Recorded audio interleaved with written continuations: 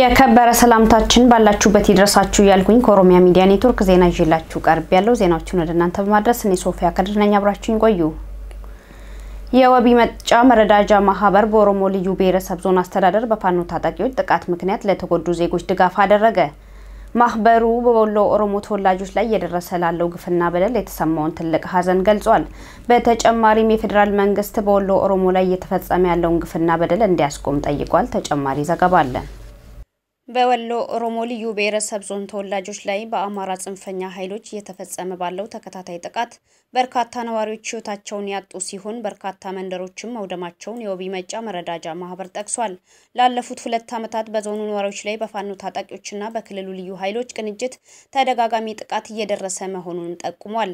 የወቢ መጫ መረዳጃ ማህበር በአሁኑ ወቅት በወሎና በሰሜን ሸዋ መካከል ያለው መንገድ ማለፍ የማይቻል በመሆኑ ብዙ ጉዳት የደረሰባቸው ተጎጂዎች በአፋር ክልል አቋርጠው ለህክምና አዳማ ለመድረስ ረጅም መንገድ እንዲሄዱ አስገድዷቸዋል ሲል ገልጿል።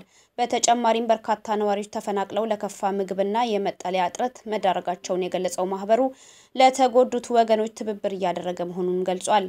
የማህበሩ ስራ አስፈጻሚ ኮሚቴ ግጭት በተከሰተባቸው አካባቢዎች ለተፈናቀሉ ወገኖች የሚውል $10,000 ከመጠባበቂያ እንዲመድብ መወሰኑን ተናግሯል። የወቢ መጫ መረዳጃ ማህበር የፌደራል መንግስት የዜጎቹን ደህንነት የማስጠበቅ ግዴታ አለበት ያለ ሲሆን መንግስት ጣልቃ በመግባት የንጹሃንን አሰቃቂ ጥቃቶች፣ ግድያ፣ ቃጠሎና ንብረት ውድመት እንዲከላከል ጠይቋል። በተጨማሪም ሁሉም የሰብአዊ መብት ተሟጋቾች ድርጅቶች በወሎ ኦሮሞ ተወላጆች ላይ እየደረሰ ያለውን ግፍና በደል ሰለባ ለሆኑ ወገኖች እንዲናገሩና እንዲሟገቱ ጠይቋል። በተመሳሳይ ዜና ደረጃውን የጠበቀ ሆስፒታል በወሎ ኦሮሞ ልዩ ዞን ለመገንባት ለወሎ ሆስፒታል እንገንባ በሚል መፈክር ዘመቻ እየተካሄደ ነው።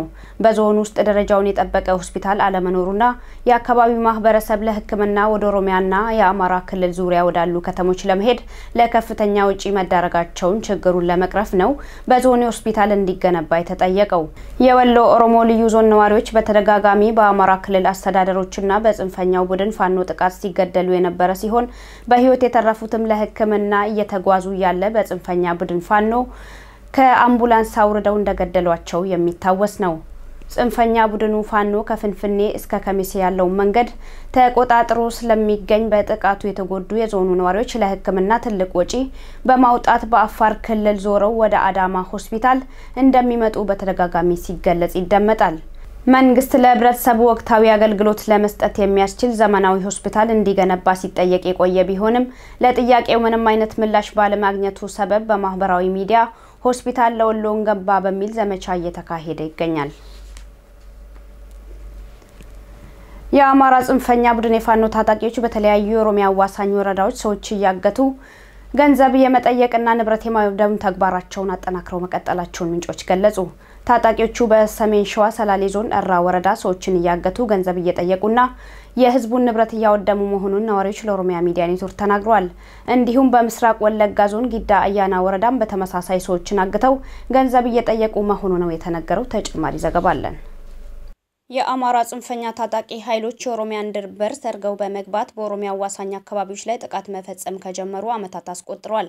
ታጣቂዎቹ የኦሮሚያን መሬት ለመውረር ዓላማ አድርገው በሚያደርጉት እንቅስቃሴ በርካቶችን እየገደሉ ያገቱና ያፈናቀሉ ይገኛሉ። እንዲሁም በንብረት ላይ ይህ ነው የማይባል ጉዳት በማድረስ ላይ ናቸው። ታጣቂዎቹ ከትናንት በስቲያ በሰሜን ሸዋ ሰላሌ ዞን እራ ወረዳ ዋሬ የገጠር ቀበሌ ውስጥ ህፃናትን አግተው ይዘው ለመሄድ ሲሞክሩ በአካባቢው ህብረተሰብ መያዛቸው ምንጮች ጠቁሟል። ዛኑ ቀን በኢሉ ጎደ ጨፌ ቀበሌም የህዝብ ንብረት በማቃጠል ማውደማቸውን ነዋሪዎች ተናግሯል። የፋኖ ታጣቂዎች በሌሎች የወረዳው ቀበሌዎችም በተደጋጋሚ ተመሳሳይ እገታና የንብረት ውድመቱን መቀጠላቸውን ነዋሪዎች ገልጿል። በተያያዘ ዜና በምስራቅ ወለጋ ዞን ጊዳ አያና ወረዳም በአንገር ጉቴ ከተማ የፋኖ ታጣቂዎች ሰዎችን በማገት ገንዘብ እየጠየቁ መሆኑን ነዋሪዎች ተናግሯል።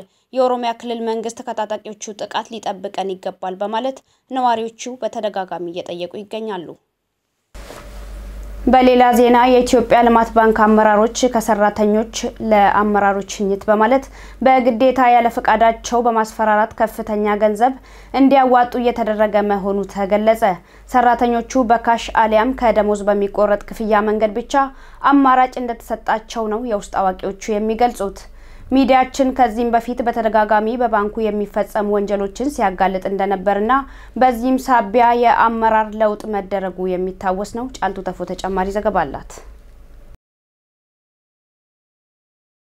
ባለፉት ዓመታት በኢትዮጵያ ካሉ ተቋማት ውስጥ በጽንፈኛ ቡድኖች ቁጥጥር ስር ወድቆ ከነበሩት መካከል የኢትዮጵያ ልማት ባንክ አንዱ ነው። ባንኩ ውስጥ ባለው የአንድ ቡድን የወንጀለኞች ሰንሰለት ሳቢያ ያለአግባብ ለተወሰኑ ወገኖች ብድር መስጠትን ጨምሮ በጥቁር ገበያ ውስጥ ጉልህ ሚና ሲጫወቱ ቆይተዋል። ታዲያ ይህ ህዝባዊ ቡድን ከላይ እስከ ታች ማለት በሚቻል መልኩ የተደራጀ ሲሆን ከአንድ ብሔር ውጪ ማንም ሌላ ዜጋ ስራ እንዳይቀጠር ሲያደርግ እንደነበር ይታወሳል። ወይምን በተደጋጋሚ ከባንኩ ጋር በተያያዙ ጉዳዮች የወንጀለኛ ቡድኑን የወንጀል ተግባር ሲያጋልጥ እንደነበር ይታወቃል። በዚህ ምክንያትም የባንኩ አመራሮች እንዲቀየሩ ተደርገዋል። በአሁን ወቅትም እነዚህ የሚሸኙ አመራሮች እስከ ዛሬ የሰሩት ማጭበርበር አልበቃ ብሎ ለነሱ ሽኝት በሚል ሰበብ ከሰራተኛው በግድ ያለ ፍላጎት ገንዘብ እያሰባሰቡ እንደሚገኙ ከውስጥ ያገኘነው መረጃ ያመለክታል።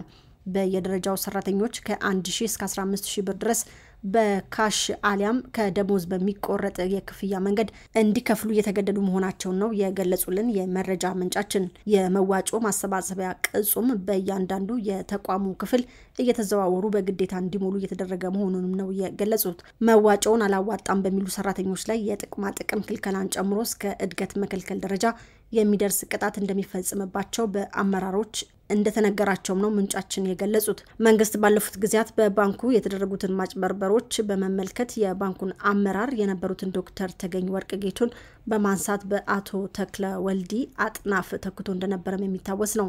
ለተባረሩት አመራር ነው ያሁኑ የግዴታ መዋጮ እየተደረገ ያለው ብሏል ምንጫችን። ሰራተኛው በአገሪቱ ያለው የኑሮ ውድነት እያሰቃየው ባለው ሁኔታ ውስጥ እንዲህ አይነቱ ህጋዊ መሳይ ዘረፋ ክፉኛ ሰራተኛውን የጎዳ እንዳለ ምንጫችን በቁጣ ስሜት ነው የገለጹልን። መንግስትን በአስቸኳይ ይህንን ማጭበርበር በፍጥነት መርምሮ እንዲያስቆምና ድርጊቱን በሚፈጽሙት ላይ ተመጣጣኝ ቅጣት እንዲጥልም ጠይቀዋል።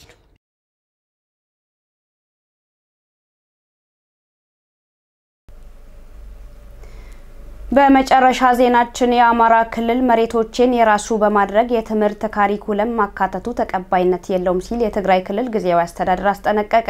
የትግራይ ክልል ጊዜያዊ አስተዳደር ዛሬ መጋቢት 16 ቀን 2016 ባወጣው መግለጫ የአማራ ክልል መንግስት የትግራይ መሬቶችን የግዛቱ አካል በማድረግ በክልሉ ካርታ ላይ በማስፈርና በትምህርት ካሪኩለሙ በማካተት እያስተማረበት እንደሚገኝ ተረድቻለሁ ብሏል። ክልሉ ይህን ያደረገው ኃላፊነት በጎደለው መልኩ ብቻ ሳይሆን ትግራይን ቆራርሶ የማጥፋት ዘመቻ እንዲያቆምና በከፋ መንገድ አሁንም እየሰራበት ስለመሆኑ ለመገንዘብ ችለናል ሲል ኮንኗል። ይህ የማይሆን ከሆነ ግን ይህን ተከትሎ ለሚመጣው ነገር ሁሉ ኃላፊነቱን የሚወስደው የአማራ ክልል መሆኑን ልናሳውቅ እንወዳለን ብሏል። የትግራይ ህዝብና ጊዜያዊ አስተዳደሩ የፕሪቶሪያው ስምምነት በተሟላ መልኩ በመፈጸም ሰላምና መረጋጋት እንዲሰፍን በሙሉ ኃላፊነት እየሰሩ ባለበት ወቅት የአማራ ክልል መንግስት የዚህ አይነት ተግባር መፈጸሙ የሰላም ሂደቱን ለማደፍረስ ሆነ ብሎ የሚፈጸም ጥፋት መሆኑን ሊሰመርበት ይገባልም ብሏል። እንግዲህ ለዛሬ ያልናቸው መረጃዎቻችን እነኚህ ነበሩ። ቀሪ ኦሮሚያ ሚዲያ ኔትወርክ ፕሮግራሞች ይቀጥላሉ። መልካም ቆይታ።